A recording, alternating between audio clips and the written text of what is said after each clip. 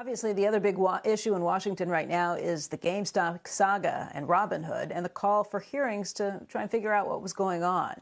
For more on both these issues, let's bring in Pennsylvania Republican Senator Pat Toomey. He's also the incoming ranking member of the Senate Banking Committee, which will be holding a hearing to investigate the current state of the stock market. And Senator Toomey, thanks for being with us. Maybe we'll start there.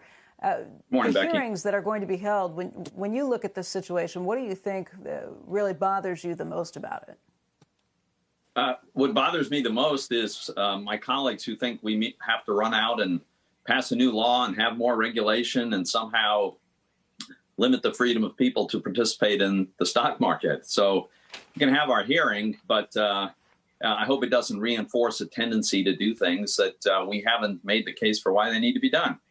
And I do want to stress, these platforms, these apps that make it so easy for people to trade at no cost, fractional shares sometimes, this is a great thing.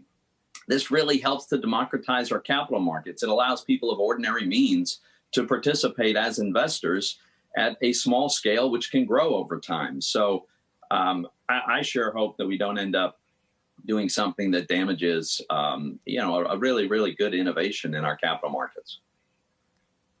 What about the idea that Robinhood is restricting a lot of these stocks, that people can't buy them on the way up? Right. So I do want to make sure we understand what happened there. As you know, Becky, when a stock gets particularly volatile, the clearinghouses require brokers to have more capital to make sure that they can carry through on the settlement 2 days after the execution, despite the fact that the price may be very far away 2 days later from where it was. So the additional capital requirement is generally, I think, understandable and sensible. And it's quite plausible to me that it was the need to bring in additional capital that caused a temporary suspension in certain trading stocks on these platforms. But we should find that out. I mean, that would be an understandable reason driven by the regulatory requirements. If there's some other reason, it would be interesting to know. But the capital requirement's a pretty plausible one to me. Senator, let me just ask, you say you're concerned about these hearings. I guess that's because of what you've heard from some of your Democratic counterparts who will be asking questions at some of these things. Look, there is the potential for manipulation, whether that be by the retail investors or whether it be by the hedge funds, that were trying to drive down prices or say that they had closed out of trades on different things. How deeply are you interested in digging into both of those issues?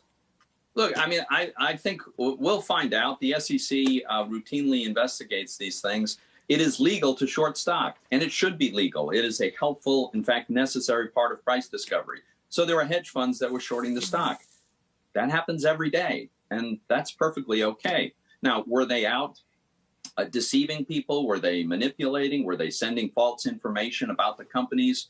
That would be a different matter. I've not heard any such allegations. Similarly, on the part of the folks using social media as a platform to coordinate their buying, I'm not aware that they were lying or creating deception or fraud. They were celebrating the fact that maybe they were going to really put it to the hedge funds. So aside from what you think of their motivation, it's not at all clear to me that they did anything illegal. So fine, we can do a hearing and explore that. But as I say, my concern is that we have some kind of regulatory or legal reaction that's completely unnecessary. By the way, it's not like this is likely to become a regular feature of our markets. These retail investors, we all know how this is going to end for the late arrivals or people who held through the whole thing. They're going to lose a tremendous amount of money. That will tend to dissuade people going forward. I mean, you can only be enthusiastic for losing a lot of money for so long, and it kind of runs its course, is my guess. Shepard Smith here. Thanks for watching CNBC on YouTube.